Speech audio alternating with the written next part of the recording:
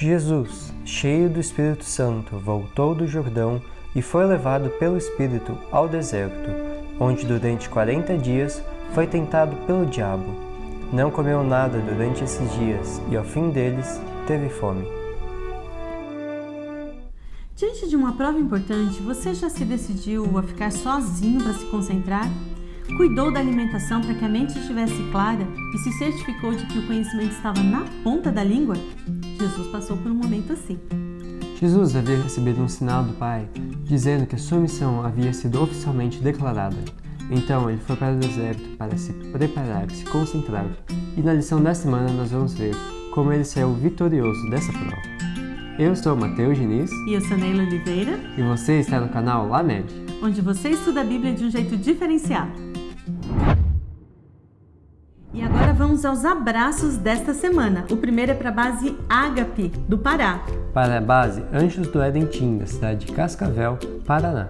Base Infinity, da cidade de Campo Limpo Paulista, em São Paulo. Base Diatec, da cidade de Telêmaco Borba, Paraná. Base Leão da tribo de Judá, da igreja de Jardim Melvi, de Praia Grande, São Paulo. Para a base The Guardians, da cidade de Pinhais, Paraná. E para a base Lírios dos Vales, da igreja de Janaína, na cidade de São Luís, no Maranhão. Para você que ainda não é inscrito nesse canal, corre aqui enquanto a gente está falando, esses 2 segundinhos aqui, e clica naquele botão vermelho escrito inscrever-se para se inscrever no canal. Se você já é inscrito, não se esqueça de ativar o sininho para receber as notificações, assistir o vídeo em primeira mão, curta, compartilhe e deixe seu comentário. E agora, vamos para o vídeo.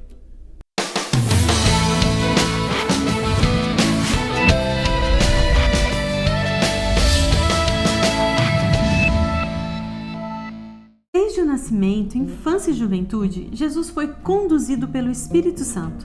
E no batismo, esse Espírito se manifestou de uma forma visível, mostrando que era Ele que lhe dava sabedoria e poder. E foi esse mesmo Espírito que levou Jesus ao deserto. Mas para quê? Ele foi ao deserto para ficar sozinho e pensar e se concentrar em sua missão. Por meio de jejum e oração, ele deveria se fortalecer para o caminho difícil que estava diante dele. E nesse momento, Satanás pensou que seria a melhor hora para se aproximar dele. É importante lembrar que Jesus não convidou a tentação. Ele não se colocou de forma consciente no terreno encantado de Satanás, mas o inimigo veio até ele. A Bíblia nos diz que Jesus passou 40 dias no deserto. Se lembra de outros personagens que também passaram um período assim, em ligação ali mais íntima com Deus? Moisés, Elias. E é também interessante porque 40 dias normalmente é um período para uma mudança de hábito. Bem, o que aconteceu é que depois desses 40 dias, Jesus, na aparência, estava debilitado, estava fraco. E foi por isso que Satanás pensou que aquele era o grande momento, a oportunidade que ele teria. O que Satanás não sabia é que Jesus poderia estar com aquela aparência, mas emocionalmente e espiritualmente ele estava 100% conectado com Deus. O que ia acontecer naquele deserto era uma representação clara do grande conflito que havia começado no céu e agora foi transferido para a terra. Quando Satanás levou Adão e Eva a pecar, ele fez uma acusação dizendo que aquilo era a prova de que era impossível obedecer à lei de Deus. Mas o Cristo, em nossa humanidade, deveria vencer onde Adão falhou. No campo de batalha, cada um usaria as suas armas. As armas do inimigo, o engano, a contrafação, a distorção, a mentira. E nas reuniões de Satanás com seus anjos, já havia sido determinado que Jesus precisava ser vencido. E nessa batalha, Satanás iria pessoalmente e ele estava disposto a jogar sujo. Ele decide usar a mesma estratégia que ele usou lá no Éden, colocar dúvidas sobre as palavras de Deus. Satanás tinha testemunhado o batismo de Jesus e ouvido a declaração vinda do céu: "Este é meu Filho amado, em quem me agrado." Então ele aparece a Jesus como um anjo de luz e diz: "Se você é o Filho de Deus, ordene que essas pedras se transformem em pães." Se você é o Filho de Deus? Como assim?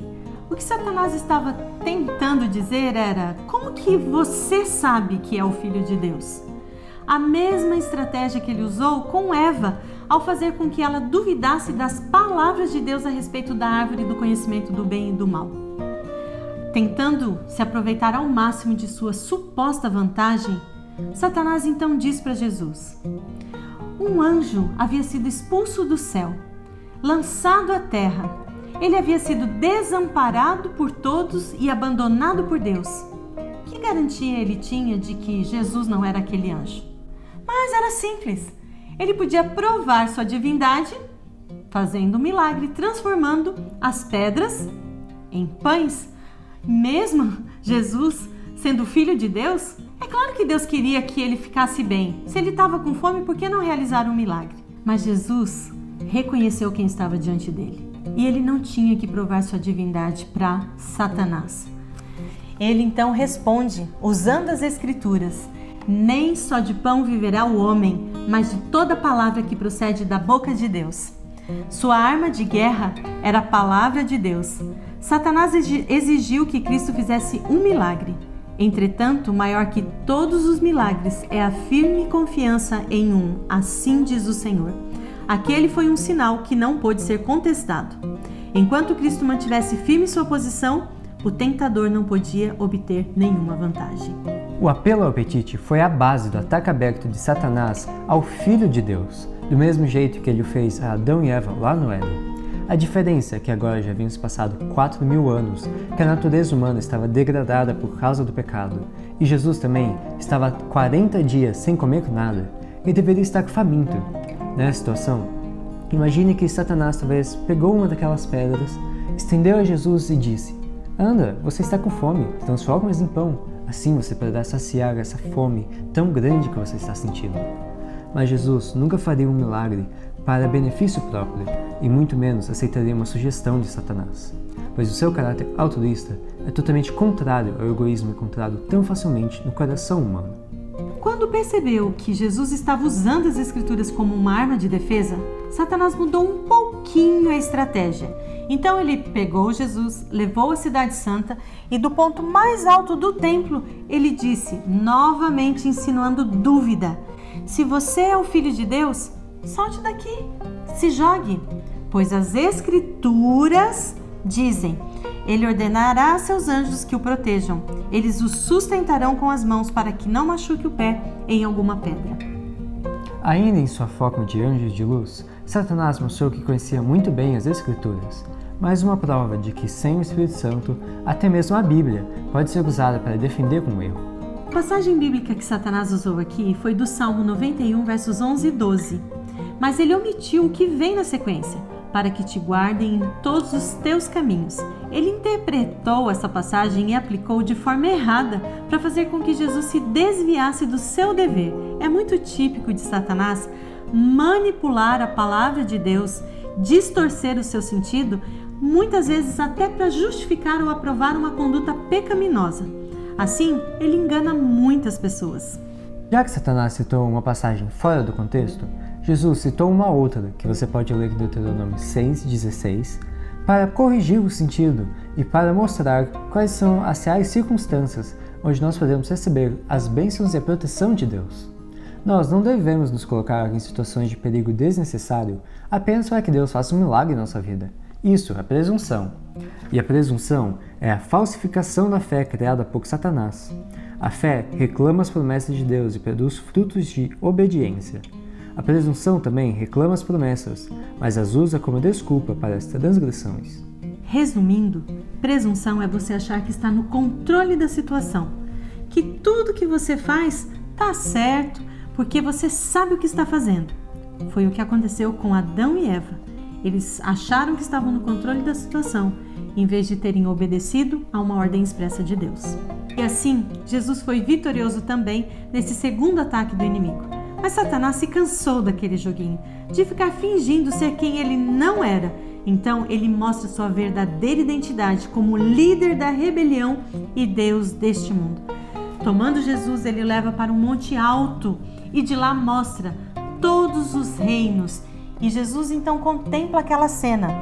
A luz do sol banhava as cidades com seus templos, palácios de mármore, campos férteis e pomares repletos de frutos. As marcas do pecado estavam escondidas. Os olhos de Jesus estavam fixos naquela cena de incrível beleza e prosperidade. Nesse momento, ele ouviu a voz do tentador: tudo isto te darei, se te prostrares e me adorares. Satanás estava oferecendo um atalho a Jesus. Para que passar por uma vida com tristezas, dificuldades, dores e uma morte vergonhosa? Ele poderia evitar esse futuro terrível. Se era o reino que ele queria, Satanás dava de volta. Ele só precisava fazer uma coisa: se prostrar e adorar a Satanás. Mas a adoração é o reconhecimento de superioridade, e Jesus não faria isso. Se ele fizesse, ele estaria dando a vitória para Satanás e a rebelião triunfaria no grande conflito. E para isso, a resposta de Jesus foi simples e curta. Saia daqui, Satanás, disse Jesus, pois as Escrituras dizem: adorem o Senhor, seu Deus, e sigam somente a Ele. O inimigo foi obrigado a se retirar, humilhado e com raiva. A vitória de Cristo havia sido tão completa quanto havia sido o fracasso de Adão. Cristo venceu o teste do apetite, do amor ao mundo e o teste do amor ao exibicionismo que leva à presunção. Depois que o inimigo se retirou, Jesus caiu em terra, estava exausto. Que batalha tinha sido aquela? Então, os anjos que estiveram a observar o comandante do céu, agora vieram, cuidaram dele, lhe deram alimento e o confortaram, dando a certeza de que a vitória de Cristo havia garantido a vitória no céu.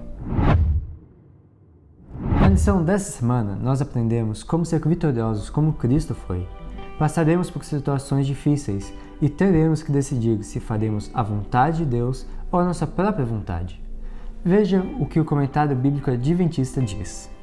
O grande conflito pelo qual Cristo passou no deserto da tentação se repete dentro de cada coração humano. Sem provações, sem oportunidade de escolher fazer o certo ou errado, não há desenvolvimento do caráter. É resistindo à tentação que desenvolvemos poder para resistir ao pecado. O inimigo sempre procura nos atacar nos momentos de maior fraqueza, quando estamos vulneráveis. Por isso, é importante preservarmos as nossas forças físicas, mentais e emocionais. Tudo que enfraquece essas forças, enfraquece também a nossa defesa contra os ataques do inimigo. O que tem minado as nossas energias? Quanto tempo você tem gastado aí com o celular, nas redes sociais, às vezes em frente à TV? Alimentação e o exercício, às vezes dormir mal, são coisas que vão minando as nossas energias e abrem caminho para o inimigo. Pensamentos também de tristeza, de ressentimento, de mágoa, têm o mesmo efeito. Por isso nós devemos preencher a nossa mente com aquilo que é verdadeiro, puro, honesto, bom, para que apreciemos as coisas eternas e fazer como Cristo sempre fez, nos alimentarmos diariamente da Palavra de Deus.